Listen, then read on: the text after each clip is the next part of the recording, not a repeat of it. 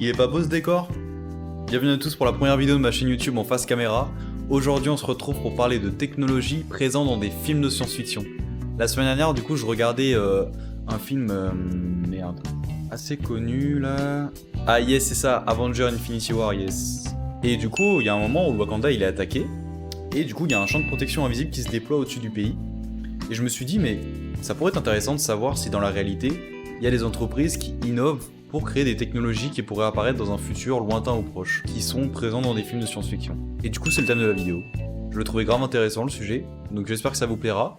Et du coup sur ce on passe tout de suite à la vidéo, voyons si la réalité dépasse la fiction.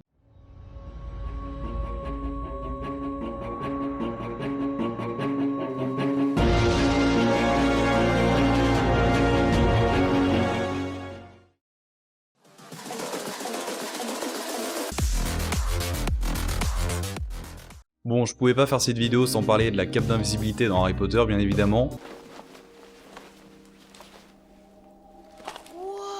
Quand je vois cet extrait, je me dis qu'on est vraiment plus très loin de la réalité. Il y a des chercheurs canadiens qui ont développé un papier lenticulaire, ça s'appelle, et qui permet littéralement de devenir invisible. Alors de près, bien sûr, on voit qu'il y a des déformations, etc. Mais franchement, de loin, on voit le paysage. Et le sujet à l'arrière disparaît complètement. C'est vraiment incroyable je trouve. Et cette matière en fait, vous la connaissez tous, parce que c'est une matière qui est utilisée pour créer des images en relief, notamment sur les règles. Vous savez sur les règles là, quand on est gosse. Dites-moi que j'étais pas le seul à avoir une règle comme ça, où tu la bougeais là, et t'avais différents motifs qui apparaissaient. Sauvez-moi, dites-moi que j'étais pas le seul à avoir une règle comme ça s'il vous plaît. En fait, grâce à des lentilles sphériques qui sont présentes à l'intérieur de cette matière, et suivant notre angle de vision, on va pouvoir faire apparaître ou disparaître certaines choses. En voyant ça, je me dis que dans pas très longtemps, on va pouvoir se rendre invisible dans plein de moments du quotidien, pour tout et n'importe quoi.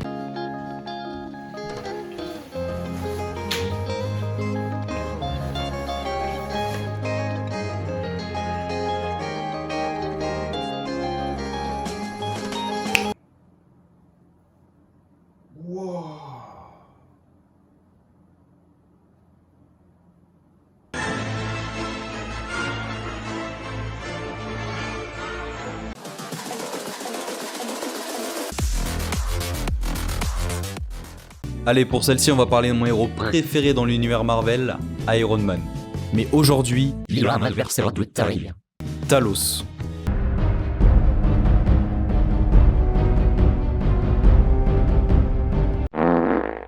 Bon d'accord, j'exagère un petit peu, il n'y a aucune concurrence possible. La Tactical Assault Light Operator Suite, vous m'excuserez pour cet anglais dégueulasse, est une combinaison légère d'assaut développée par le MIT et les forces spéciales américaines. Bon du coup vous vous demandez quelles sont ses caractéristiques techniques. Alors déjà dans un premier temps l'armure est par balle bien évidemment, équipée d'un liquide qui peut se durcir à l'impact des balles. Un exosquelette motorisé qui permet d'amplifier les mouvements du soldat et sa vitesse de course. Un capteur mesurant en temps réel les signes vitaux du soldat, ainsi qu'un casque à réalité augmentée avec information GPS et géolocalisation des positions ennemies. Bon du coup vous l'aurez compris, il y a bien des points similaires avec l'armure de Tony Stark, mais on est très loin d'avoir l'armure d'Iron Man dans la réalité. C'est bizarre parce que il me semblait bien que mon pote Obama il disait le contraire. Basically, I'm here to announce that we're building Iron Man.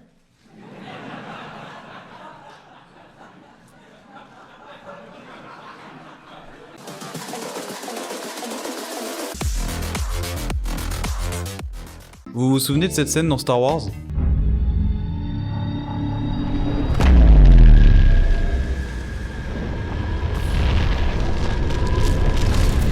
Bon du coup, si vous l'avez pas reconnu, c'est la super arme de la base Starkiller qui détruit 5 planètes en un seul coup et qui est comparable à un laser surpuissant. Et si je vous disais qu'on n'est pas si loin de la réalité ? Ça, c'est le laser Mégajoule, l'un des plus puissants au monde, qui se trouve au Centre d'études scientifiques et techniques d'Aquitaine, le CESTA. En fait, si vous le savez pas, la France est le seul pays à posséder l'arme nucléaire, mais à ne plus faire d'essais nucléaires dans la nature depuis 1996. Et c'est justement cette technologie qui permet de valider des simulations d'armes nucléaires en laboratoire à toute petite échelle. En 2019, Une expérience de fusion nucléaire grâce au laser mégajoule a été mise en place par le CESTA. 46 faisceaux laser ont été mis en œuvre simultanément pendant 3 milliardièmes de seconde sur une toute petite cible composée d'or et à l'intérieur une minuscule bille avec à l'intérieur des atomes de deutérium. Alors du coup c'est bien beau, mais vous allez me dire pourquoi cette cible? En fait la fusion nucléaire s'obtient avec des atomes légers. Lorsqu'ils sont soumis à de fortes chaleurs et de fortes pressions, les atomes de deutérium vont fusionner entre eux et libérer des neutrons à haute énergie. Et c'est justement cette libération d'énergie réalisée par des milliards d'atomes de deutérium qui provoque une fusion nucléaire. Pour vous donner un ordre d'idée, lorsque la petite cible en or est touchée par les 46 faisceaux laser simultanément, la température est tellement importante qu'elle atteint les 100 millions de degrés, soit plus de 6 fois la température au cœur du Soleil. De plus, à ce moment-là, la pression est 1 milliard de fois plus élevée que celle qui est présente dans notre atmosphère. En 2019, il y a également un super laser qui a été testé en Roumanie par des chercheurs franco-roumains, le laser Thales, et qui a atteint la puissance de 10 pétawatts. Pour vous donner un ordre d'idée, ça correspond à 10 millions de milliards de watts. Bon, jusque-là, c'est encore un peu flou, mais en gros, ça correspond à 1/8 de l'énergie qui est produite sur Terre par le Soleil. On a également un laser qui est en construction en Chine, qui lui devrait atteindre une puissance de 100 pétawatts. Bon, du coup c'est réalisé en laboratoire et à toute petite échelle durant un laps de temps quasiment infime, mais je pense que s'il était possible de réaliser ce genre d'expérience à plus grande échelle, ce serait très probable qu'on pourrait détruire une étoile.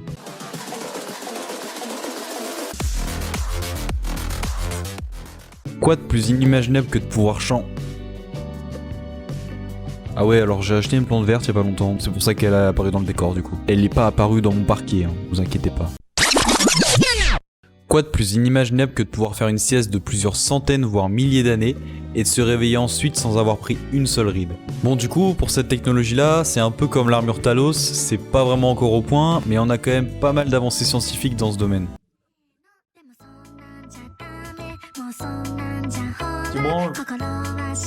Ce chat pète un câble à des fois, je vous jure. Oui, à des fois il va être calme là. Et il va agresser son arbre d'un seul coup. Ça va?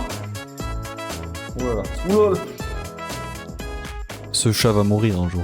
On a notamment réussi à cryogéniser un cerveau de lapin à moins 135 degrés dans de l'azote liquide et à le garder en bon état. Bon en vrai jusque là vous allez me dire, c'est pas si ouf par rapport à tout ce qu'on voit dans les films de science-fiction. Sauf qu'en vrai c'est quand même une réussite majeure parce que avant la réussite de cette expérience, les autres essais avaient été un échec car la glace endommageait beaucoup trop le cerveau. Mais grâce notamment au glutaraldéhyde, qui permet en gros de stopper la décomposition du cerveau, on a pu observer qu'après cryogénisation, l'intégralité des neurones et des synapses étaient intactes. Bon en vrai, je pense que c'est une technologie qu'on verra apparaître dans un futur très lointain, probablement dans des centaines d'années parce que c'est vraiment assez complexe comme sujet. Mais ce qu'il faut savoir, c'est qu'à travers le monde, il y a actuellement 2000 personnes qui ont signé un contrat pour se faire cryogéniser à leur mort.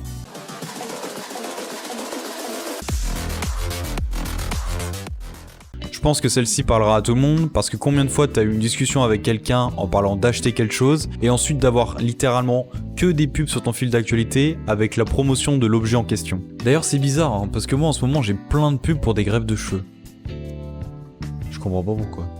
Bref, pour revenir au sujet, dans Fast and Furious 7, on a un programme informatique, l'œil de Dieu, qui permet en gros de pirater tous les systèmes informatiques de la planète et d'avoir accès aux micros, aux caméras et à la géolocalisation de n'importe quel appareil numérique sur la planète. Bon, dans la réalité, vous l'aurez compris, ça ressemble un peu à la surveillance de masse mise en place par la NSA avec notamment le programme PRISM et XKeyscore dénoncé par Edward Snowden en 2013.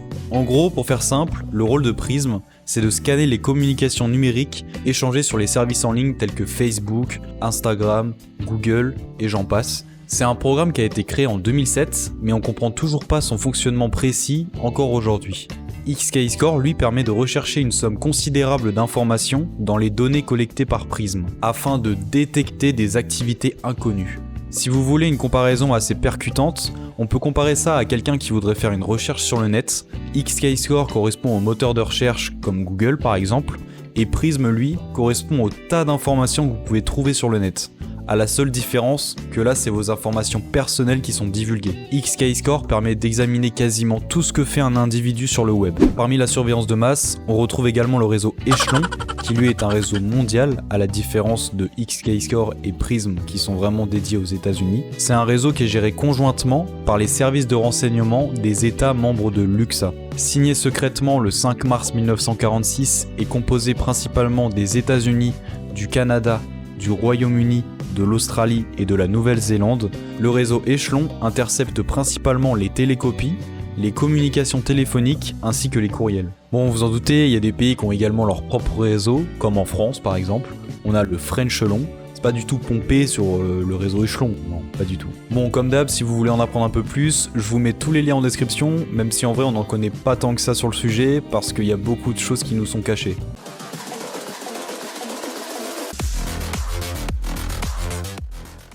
Le 17 mars 2015, Boeing a déposé un brevet pour la conception d'un champ de force électromagnétique. Le brevet décrit notamment un système permettant d'atténuer les ondes de choc grâce à un arc électromagnétique. Bon, bien sûr, ça parlera à beaucoup de personnes, je pense notamment à l'épisode 1 de Star Wars, la menace fantôme. Lorsque la planète Naboo est attaquée par l'armée des droïdes, on a des champs de force qui se déploient du côté allié. Et du coup, comme je le disais, dans Avengers Infinity War, lorsque le Wakanda se fait attaquer. Alors peut-être qu'il y en a qui sont un peu perdus actuellement, et qui se demandent, mais pourquoi Boeing, une entreprise qui conçoit des avions civils, voudrait investir dans une telle technologie? Alors en fait, ce qu'il faut savoir, c'est que Boeing, c'est pas seulement un constructeur d'avions civils, c'est vraiment l'entreprise leader aux États-Unis dans la vente et la conception d'armement. Que ce soit pour la conception par exemple de lanceurs, d'appareils un peu plus imposants comme des hélicoptères, voire même des satellites, Boeing c'est vraiment le leader aux États-Unis dans la conception d'armement. Jusque là vous comprenez peut-être un peu mieux pourquoi Boeing s'intéresse à une telle technologie. Bon, du coup c'est bien beau, mais comment ça fonctionne tout ce bordel? Bon, en gros, le système est doté d'un capteur qui permet de savoir ce qui a déclenché l'explosion et aussi d'estimer la direction et la vitesse de propagation de l'onde de choc. Ensuite, le dispositif fait appel à un système de ionisation de l'air. Quoi, vous savez pas ce que c'est la ionisation de l'air? C'est le fait d'émettre des ions négatifs dans l'air, notamment grâce au purificateur d'air qu'on peut retrouver chez nous, qui permet notamment d'avoir une air un peu plus saine grâce à un phénomène électrostatique. S'ensuivrait le déclenchement d'un laser qui permettrait de chauffer localement l'air, ce qui aurait pour effet de créer un arc de protection entre la zone à protéger et l'explosion. Chauffées de cette façon, les molécules présenteraient une température, une pression et une composition différentes, ce qui aurait pour effet de dévier, voire d'absorber l'onde de choc. Bon, dans l'illustration du brevet que je vous affiche juste ici, vous pouvez voir que Boeing a schématisé l'expérience pour un véhicule militaire, mais apparemment ça pourrait aussi être adapté sur des surfaces plus importantes, comme celles de sous-marins, de navires ou même d'immeubles par exemple. Bon, du coup, vous vous en doutez, si je dis pourrait, c'est parce que le projet peine à avancer. À l'heure actuelle, il n'y a aucun prototype qui a été mis en place, il y a vraiment eu juste la déposition du brevet. C'est notamment le système de ionisation de l'air qui pose problème, parce que ça demanderait une quantité astronomique d'énergie. En plus de ça, le bouclier ne pourrait même pas être maintenu de façon permanente en cas d'explosion répétée. Et bien sûr, pour s'éloigner encore plus de la science-fiction, le système en soi ne sert pas à protéger de l'explosion, mais à protéger de l'onde de choc.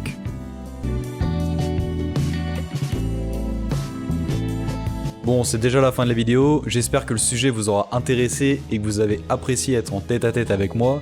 Du coup, je vous invite à vous abonner, à laisser un like ainsi qu'un commentaire. Et sur ce, on se retrouve à la prochaine vidéo.